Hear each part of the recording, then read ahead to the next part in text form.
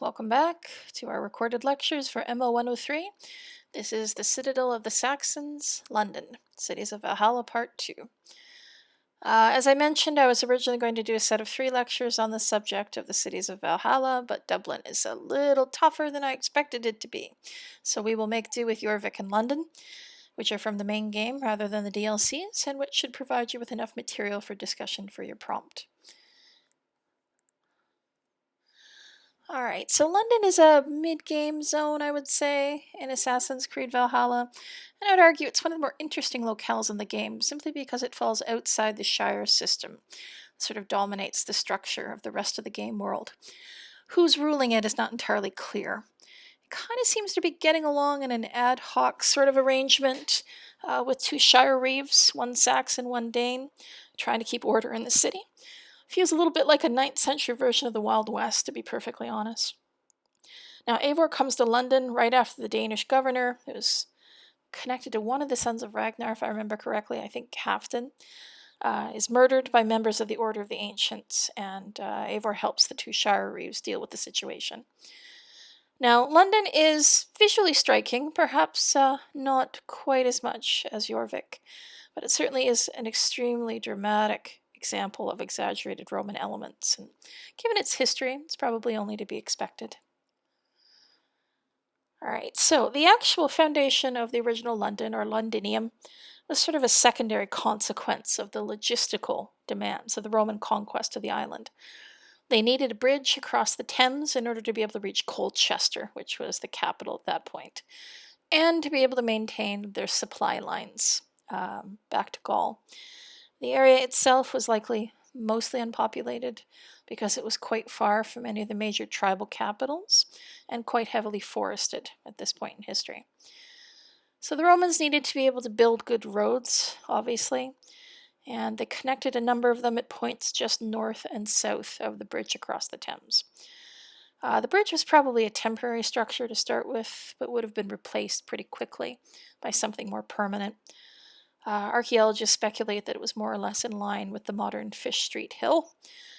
And of course, a bridge like this, something so strategically valuable, would need to be guarded. They would need people there to monitor and supervise traffic. They would need people there capable of maintaining it.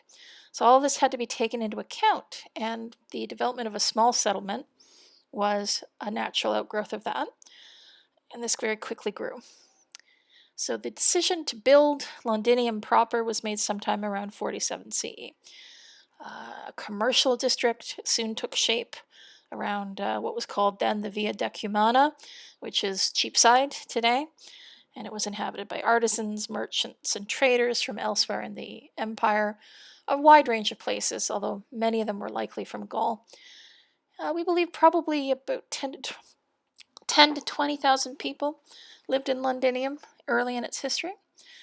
And, there was reasons for this. For a trading center, it had a very good location.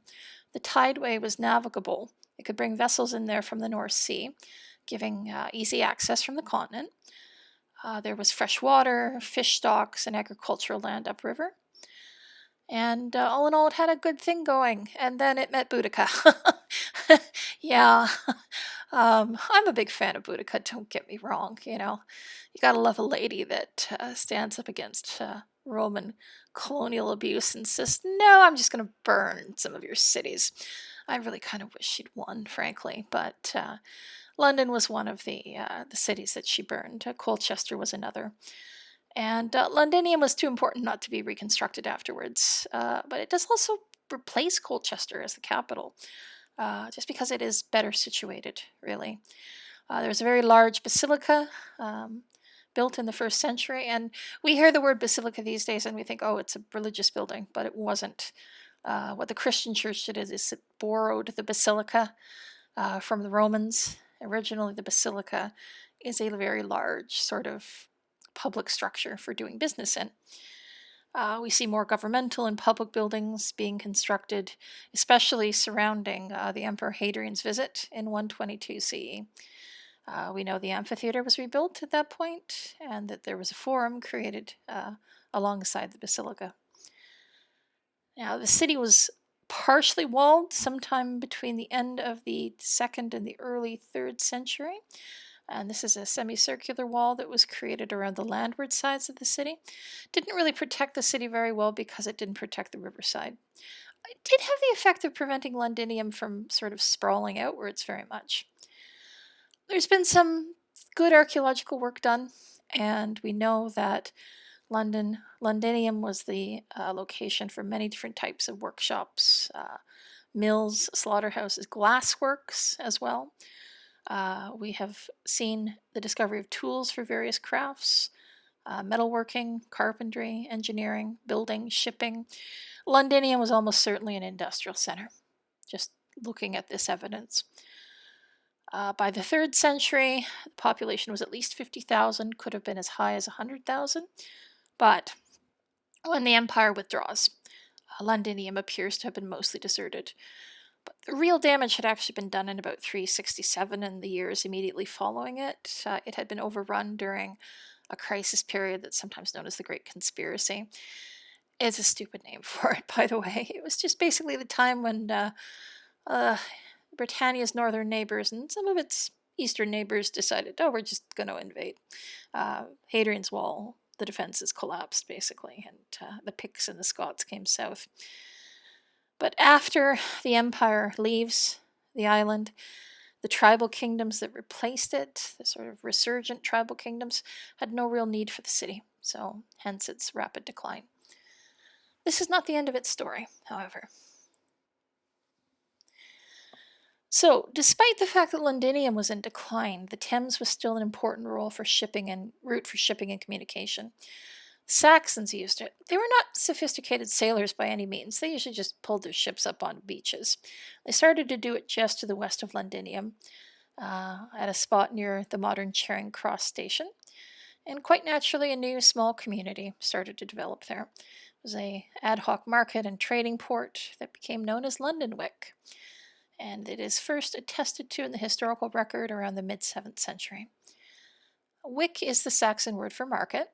It survives in this area in the modern street name Aldwych, which means Old Market. We believe that traders would berth their ships on the beach and sell directly from their vessels at first. There was no need for any sort of infrastructure until the community grew larger. Around 670, we see the emergence of a planned town. Who planned it? We think probably the rulers of Mercia. The specifics are a bit nebulous. Source material for Mercia is in short supply because, Vikings burned monasteries a lot in that particular region. The archaeology does shed some light on it. There are plenty of artifacts that are discovered around Covent Garden, for instance, that help us sort of lay out this basic shape of the settlement. The northern boundary was parallel to the old Roman road. The east side extended to modern Trafalgar Square. The center of the settlement was basically the same location as the current Royal Opera House. The community appears to have been made up of small wooden homes with inhabitants who practiced farming, fishing, trading, or small crafts. And we have scattering of documents that talk about trade regulations for Lundenwic. The Kingdom of Kent, for instance, levied tolls on boats using the market there in the early 8th century. Certainly early on, trading is very local. It would have been involved with bringing produce from further along the river and the coastal villages. There is no luxury items or exotic items at first. There does appear to have been a mint in the region.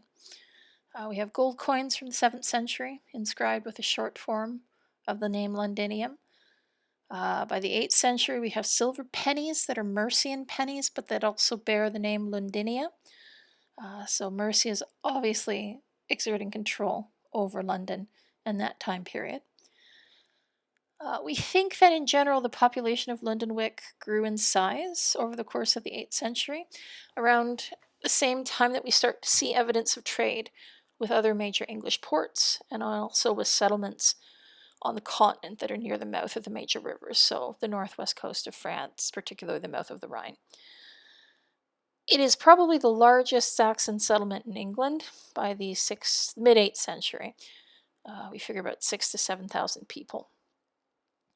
Now, how did it decline? did it decline is probably the better way to put it. Traditionally speaking, it is considered to have declined by the end of the 8th, beginning in the late 8th century, at the same time that trade with the continent declined because of Viking attacks, basically. It also suffered from conflicts between Wessex and Mercia because that disrupted local trade. And the traditional narrative tells us that Lundenwic is more or less abandoned by the early 9th. Obviously, more recent scholars disagree with this, and they suggest that there was not really an abandonment, but an evolution into something different. Certainly, archaeological layers are more difficult to detect from this period due to various reasons. The settlement itself may actually have just become more dispersed. There is evidence that metalworking continued, for example, so some of the industrial work is still ongoing. And there's some sort of high status site from the late 8th and early 9th century under the Treasury building. What it was is not clear, some type of manor or palace or something like that. If there was a decline, it is likely that it had to do with the contraction, not the contraction in monetization. So a collapse of the monetary economy back towards a mostly barter economy. It is entirely possible that Lundenwic was what we might think of as a boom town. And so when the flow of silver stops, the boom disintegrates. Now, the downturn in the flow of the silver would have meant too much stress on an economy like this, and sort of a natural de-evolution into something much more local. There would have been no need for such a large center anymore. It's all a very organic process. It almost seems like it's judgmental to say it's a decline. It's a natural shift in the economic pattern of the area. We get too caught up in concepts of progress and how progress needs to be a straight line moving forward all the time. Sometimes, you don't need the luxury goods from the continent. Sometimes it's okay to just barter for the stuff that you need to eat from the immediate location surrounding you. Sorry, it's a bit of a tangent there. It's a long-standing pet peeve of mine, frankly. Okay, so here we get into the period where the game is actually representing London. And so here's the tricky part.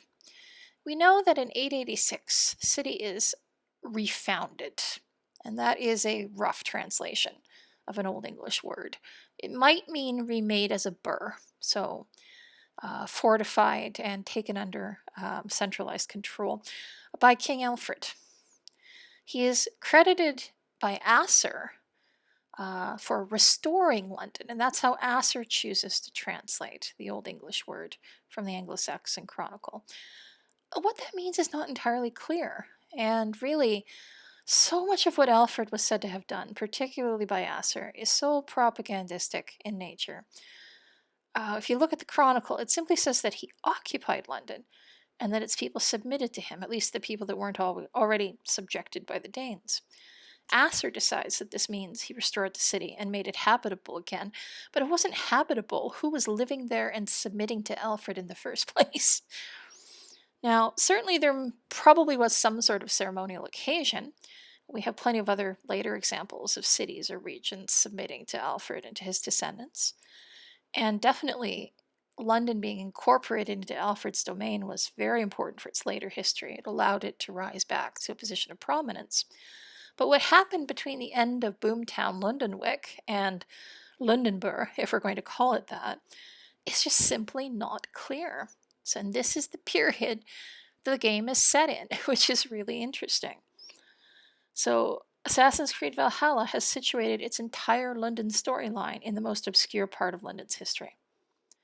There is some weird archaeological evidence from this period. There's some strange burials that have odd positioning of corpses and strange grave goods and burial chambers.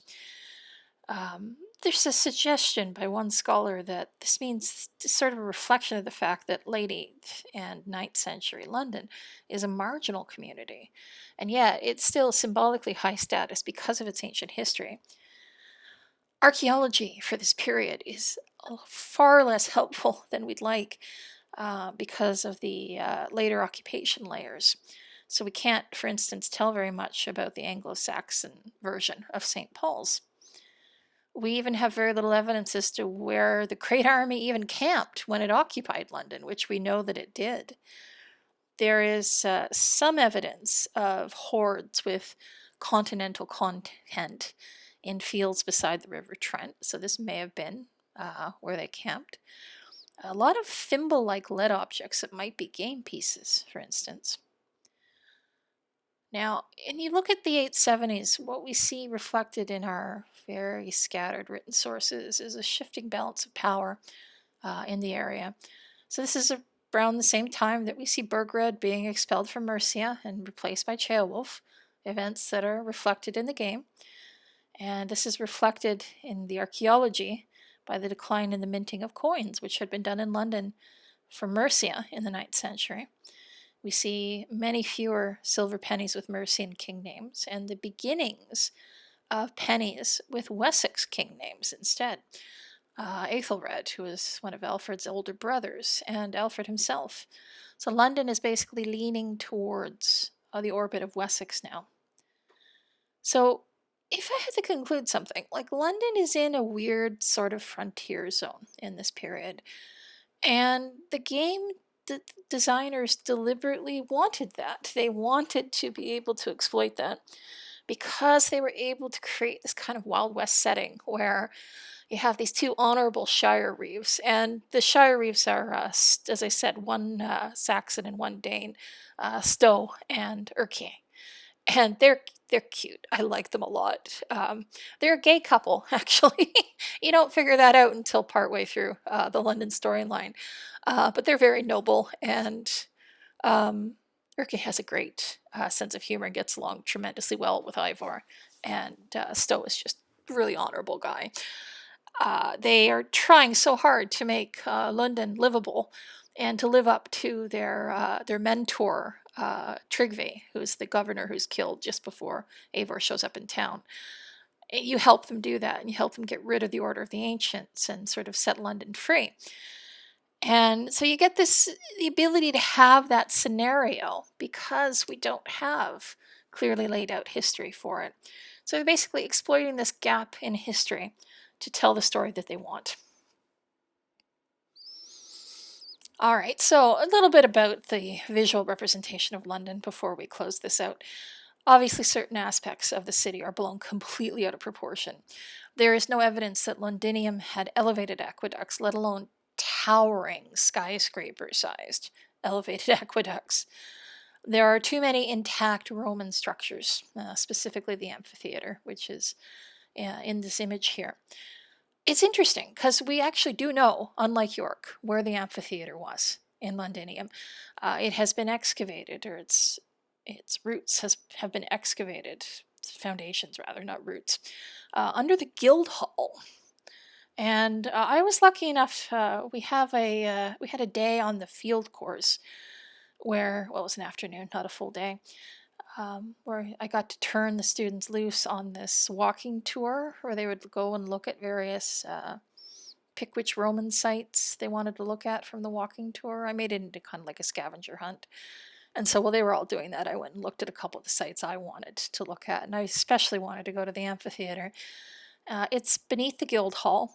And what's really interesting is that scholars are pretty sure that this is the same site where the Saxon residents of London later on, and then Lundenwic earlier, held their folk moots.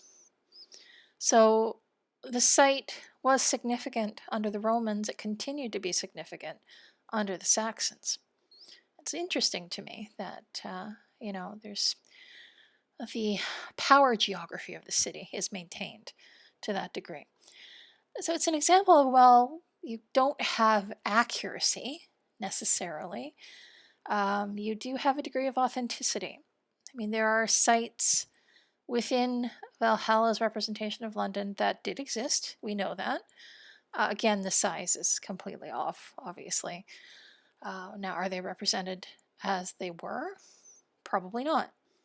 But they do try to give us the same basic geography, at least some of the high points.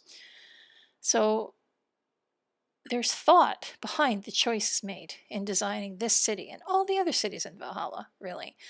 They're not thoughts that are focused on perfect accuracy and representation. And perhaps they should never have been, despite Ubisoft's reputation for, startling accuracy in its visual representations. This is a game. This has to bow to the needs of good gameplay. And perhaps looking at it and seeing where the deliberate choices are made, where you see a reflection of the spirit of the history, if not the history in all of its literal details, maybe that's what's important. So, yeah, I think at some point I will probably write some form of article on the cities of Valhalla just because I find them so interesting. And certainly, we have so many more I could have covered. Dublin, obviously, but within the main game, Winchester, Colchester was fascinating as well. You also have Paris in the second DLC. It's a really interesting representation of that particular period in Francia. I'm a bit more of a specialist in that area than I am in the Viking Age cities of England, and I found all kinds of stuff I could have talked about there. Anyways, that should do us for today, and hope you enjoyed that. I will see you guys next week at our Zoom sessions. Have a good rest of the weekend.